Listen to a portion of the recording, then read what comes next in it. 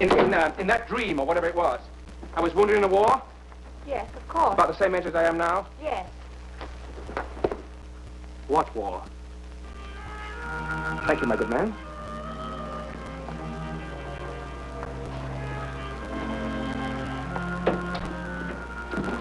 Marry me. All right, all right, all right, all right.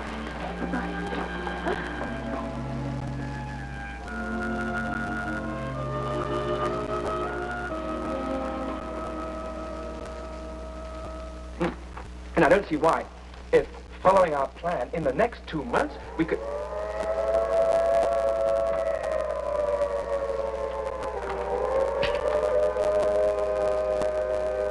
It's nothing to worry about. Just an alert. First day of war is always the worst.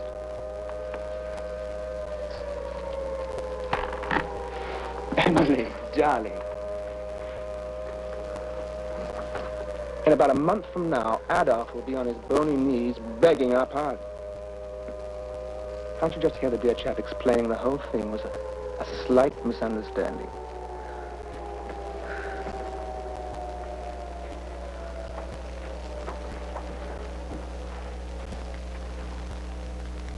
Look, if you're at all worried, we'll go down to the basement.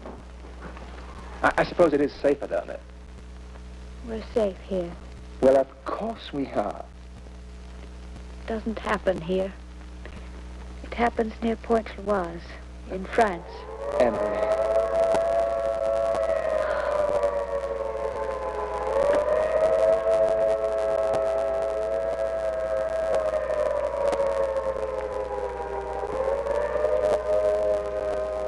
Emily. It's already past August 12th, so it won't happen this year. Please, darling. Is it next August 12th? Perhaps even the August 12th after that. Do you think we might have 2 years? Could we possibly be that lucky? Could we, Harry? Could we? Emily. I love you. Dear Anne, I am approaching another August 12th. But unlike the agony of last year, when Harry's unit was stationed here in England, this year my darling is in Alexandria, Egypt. 5,000 long, long miles from that house, near Pointe-Loise. Hello? Yes, it's me. It's really me. They flew a company of us back for special training at a camp nearby. Very hush-hush. And I'll tell you one thing. There's going to be plenty of long weekend leaves. Well, aren't you even a tiny bit glad to see me? Oh, Harry. So, it's to be this August 12th. Harry? Harry? Yes, I'm right here.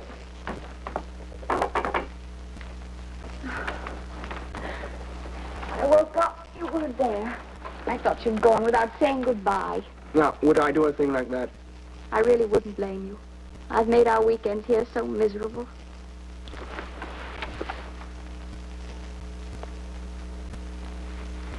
Why are you up so early? Oh, couldn't sleep. Why? No reason? How long have you been awake? I don't know.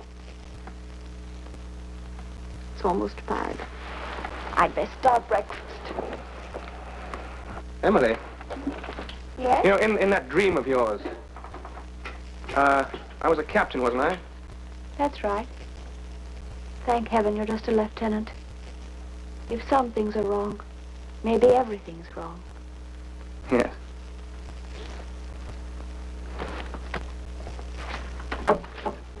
Also, where was that landing to take place again? Oh, now, don't look so serious. What is it, Harry? Nothing. Well, after all, it's such a spectacular dream, I like to check up on it from time to time. Just to keep the facts straight. You know the dream as well as I. You know it's Pointe-Loise. We're going to land in Norway. What? Somewhere near Bergen. Darling. Sometime in November.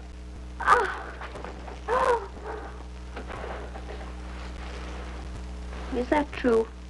Well, of course. Why didn't you tell me before? I can get court-martialed for even telling you now.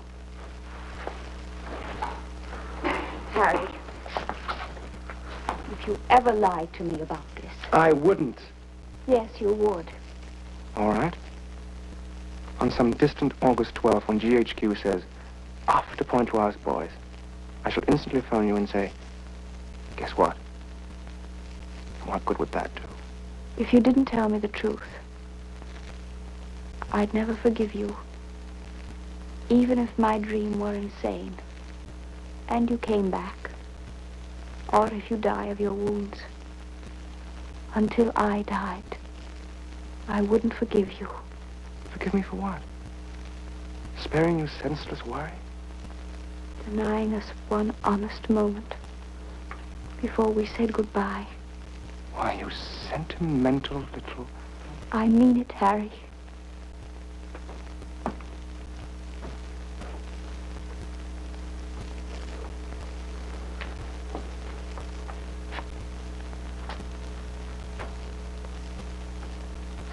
Point was...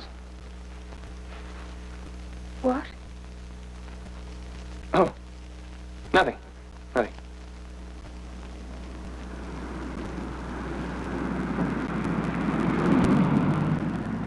We're almost there. Harry, instead of staying at home, next Friday, why don't we drive down to Henley-on-the-Thames and have a picnic? Harry, Yes, darling? did you hear what I said? Oh, yes, darling. What is it, Harry? You meant what you said before, didn't you? About what? If I lied to you, you'd never forgive me. Well, it's going to be in newspapers anyhow afterwards, so... And you're such an unpredictable little character, you might actually hate me for the rest of your life. It is France. And we are landing August 12th. But I'll come back to you, Emily. I will. No, no!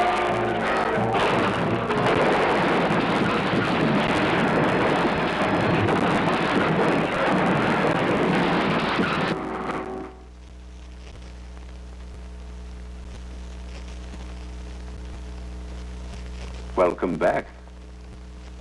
You had a motor accident. You're in St. Martin's Hospital. Was my husband hurt? Just a few scratches, that's all. Now, you must try and get some rest. It's been quite an ordeal. You know, you've been unconscious for almost a week. What day is this? Tuesday, I mean the date. August the 17th. Doctor, will you please tell this soldier that it's pointless to sit in the hall day after day?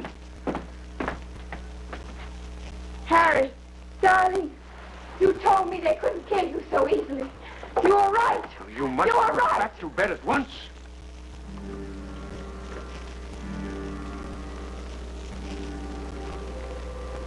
Harry's dead, isn't he?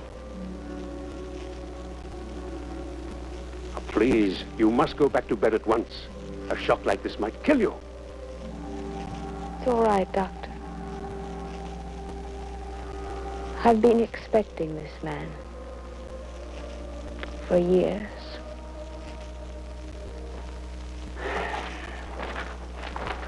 And you expect me to believe that the knowledge of this raid was a dream, an accident in time? Believe what you wish. Mrs. MacDougall, I deal in facts. And the only fact I have is that you were in hospital, unconscious, in a delirium.